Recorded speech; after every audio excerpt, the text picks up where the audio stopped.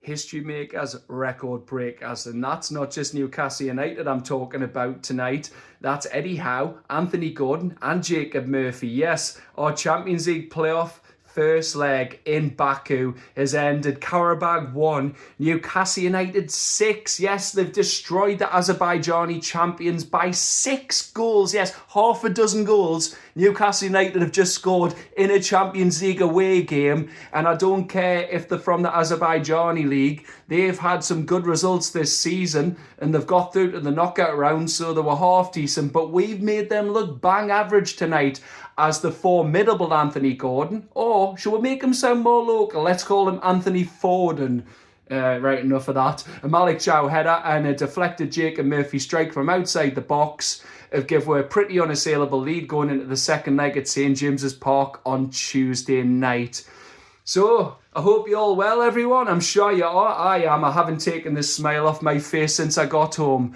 Welcome back to the Magnificent Mags on this Wednesday night. I'm off for the rest of this week and I'm going to one of my favourite places in the world tomorrow for the rest of the week, the Lake District.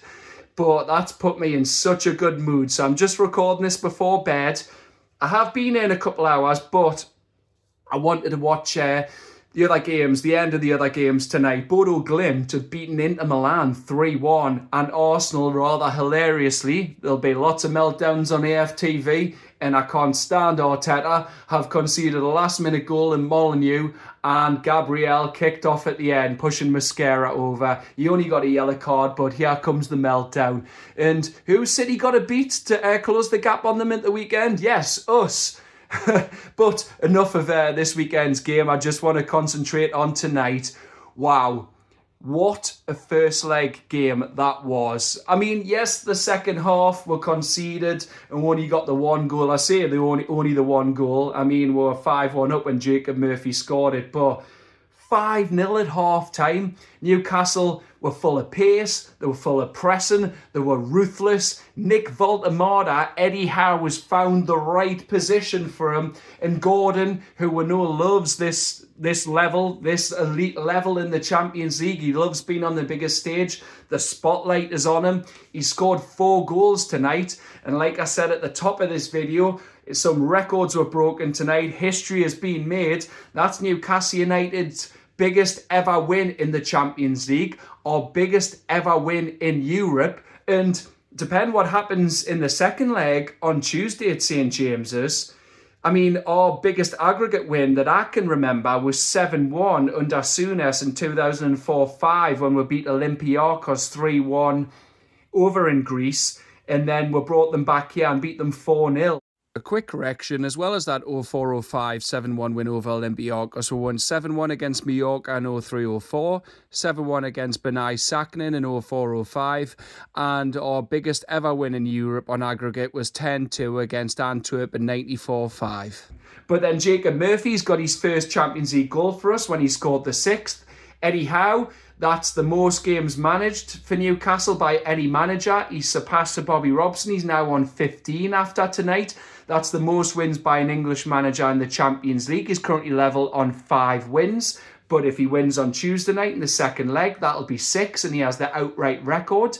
And then Anthony Gordon, that's his 15th Champions League appearance for us, the most of any player in our Champions League history. He scored the fastest ever Champions League goal for us, 122 seconds, which is 2 minutes, 2 seconds. And then also he's got his 10th Champions League goal of this campaign. He's beaten Alan Shearer's record and it's the most by any Newcastle United player in history. So that's what I mean. History makers all round tonight. And wow, what a performance. I mean, Eddie Howe again, he started with a 4-2-3-1. He had Nick Pope in goal, Hall and Trippier as the fullbacks, Thiaw and Burns centre-halves. Then he had the midfield of Tonali and Willock.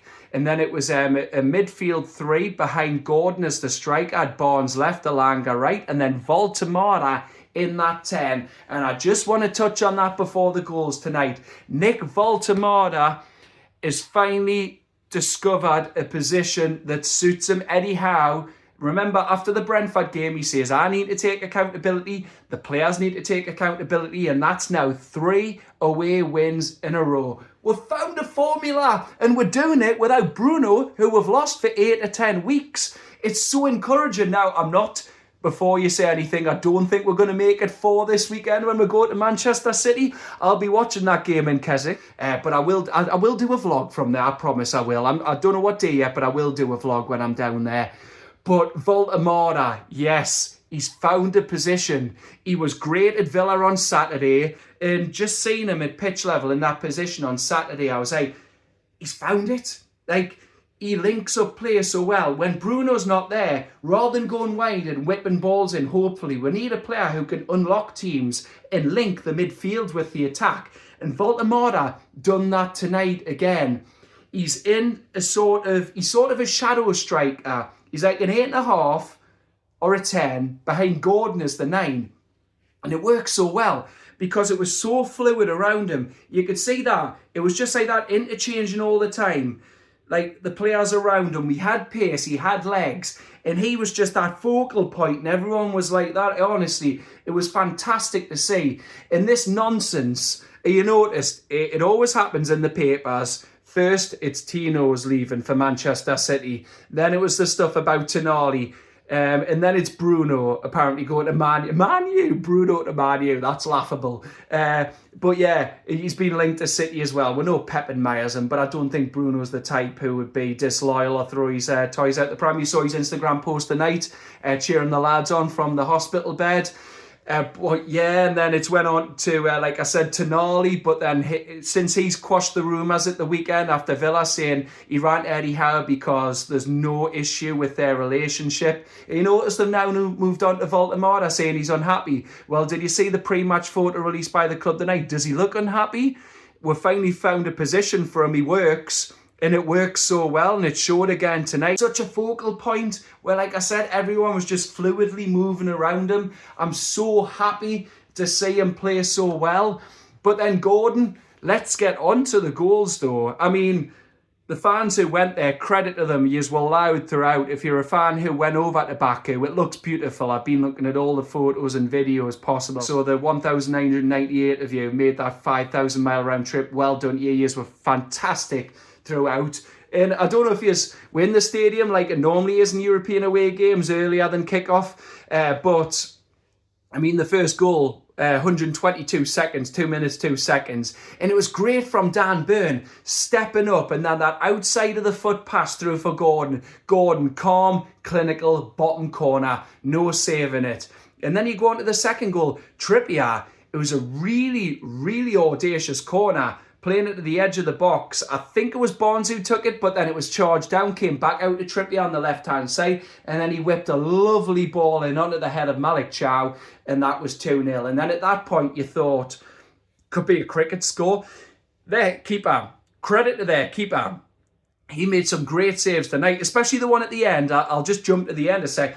That double save he made from when it was crossed in, from Dan Burns' header. Then he somehow got up to clawed away like that from Asula. I mean, that keeper kept that scoreline down tonight, even though he conceded 6. Reminds us one of Keegan's last games for us, the 7-1 against Spurs in December 96 when we beat them 7-1. I remember Ian Walker played so well that night, but we still scored 7. But you have to acknowledge a good keeper performance, and he kept the scoreline down the night.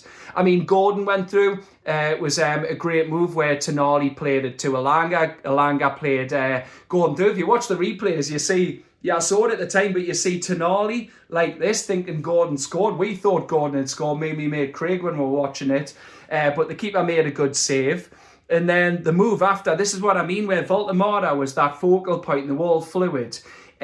Barnes played it to him, Barnes ran past him, so was Gordon.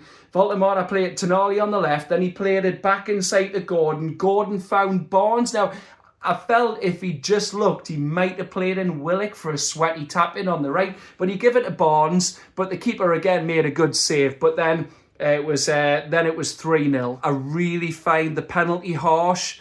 Now, it was a good corner routine. Obviously, Hall played it to Gordon, back to Hall. He played it to the edge of the box for Barnes. But I just feel like any of you who've played football, you go in to block it. And I felt like his arm was obviously like this. he was doing that to support himself going down. I actually sprained my wrist when I was 10-year-old doing that exact thing. I put too much weight on it and it went. So it does hurt if you do that. But I understand like why he went in that position. He was facing away. So I felt it was really harsh. But yeah, you can't have any sympathy in the end, and Gordon dispatched it despite the keeper getting a hand to it. And then no sooner was it 3-0 than it was 4-0. Woltemade intercepted it. Gordon ran through after dawdling by the defenders. Honestly, they were like Keystone Cops. Their defending tonight was a lot. They were a liability. Gordon went through, rounded the keeper and tapped it in for his hat-trick. Excellent. That was 9-9. And then 9-9 was soon 10-9. Gordon again anticipated lazy defending. He went through, keeper took him down, and then he put it to the keeper's left but high, and the keeper got nowhere near it. And that made it 5-0. And honestly, you just thought at this point it could be anything. But you know how football normally goes. It's not FIFA, it's not Football Manager. Sometimes you think, oh, well, the players add to it, it could get into double figures. But deep down, you know, it's not going to really play out like that. Second half, obviously, their players had a bit of a rollicking. They came out with more aggression. They were pressing a bit more. And they got to go back, in fairness to them. I felt Nick Pope could have done a bit better, getting beaten at his near post by the left back. Now, it looked like he was offside, and we never saw the semi-automated technology showing if he was or not. But VAR ruled that he was onside, and that was 5-1. But then soon, despite them having a couple of chances, one where Kieran Trippier, I think it hit off his knee where he raised it, and it went just wide of Nick Pope's right-hand post. But then Jacob Murphy, just on the pitch, part of the substitutions to give more energy and wrestle the game back in our favour, because Qarabağ had a little rally, tried to give it a go, but it's no good, is it, when you're 5-0 down? Yeah, it went to 5-1. We lost with a clean sheet. I think that's only one clean sheet in 16 away from home. But Jacob Murphy, yeah, he got on the right-hand side, cut inside, no challenges, and yes, it took a deflection, but it's his first ever Champions League goal, and fair play to him. So yeah, 6-1.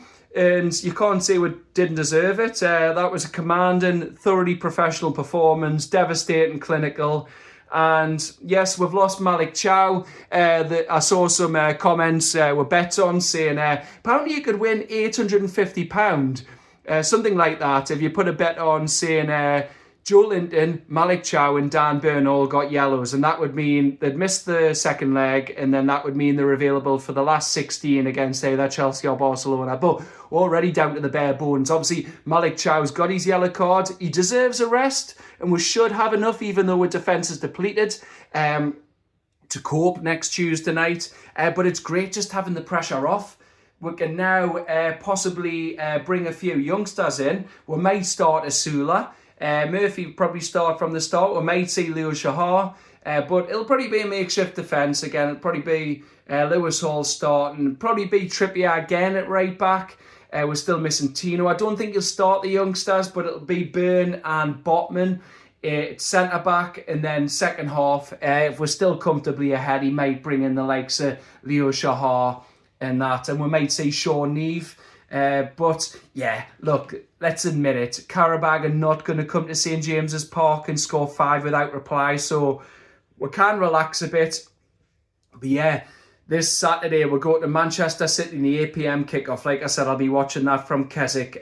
But you've got to laugh. Manchester City, I've got to cover it. We drew them in the FA Cup 5th round. Luckily, it's at home. But that's going to be the 5th time we've played Manchester City this season. If we somehow go deeper in the Champions League as well, and who's to say we can't after tonight, we could play them 7 times later in the competition. I've been speaking with City fans since the draw, and they're like, God, yous again. That's how it feels, and we're like, yous again. Couldn't it be someone else? I mean, look at Chelsea's run. What are they? They got Charlton, Hull, and now they've got Wrexham. Arsenal have had Portsmouth, Wigan, and Mansfield. I mean, come on. Why do we always get tough teams? That's now 3 Premier League teams in Bournemouth, Aston Villa, and now Man City. But yeah, Man City's next, coming up at the weekend. Look, it's not a game we expect to win. It's a ground we never win at. We've just saw what's happened in the Carabao Cup semi-final second leg. But you know what?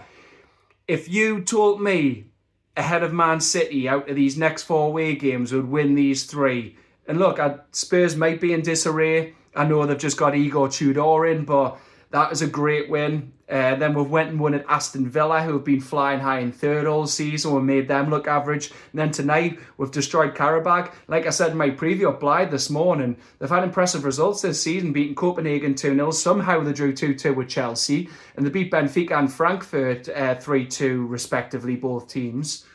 So yeah, they're a bit of a strange team, Qarabağ, because second half, they did press well. They built up some nice attacks. They're a bit neat and tidy, but in defence, the reliability.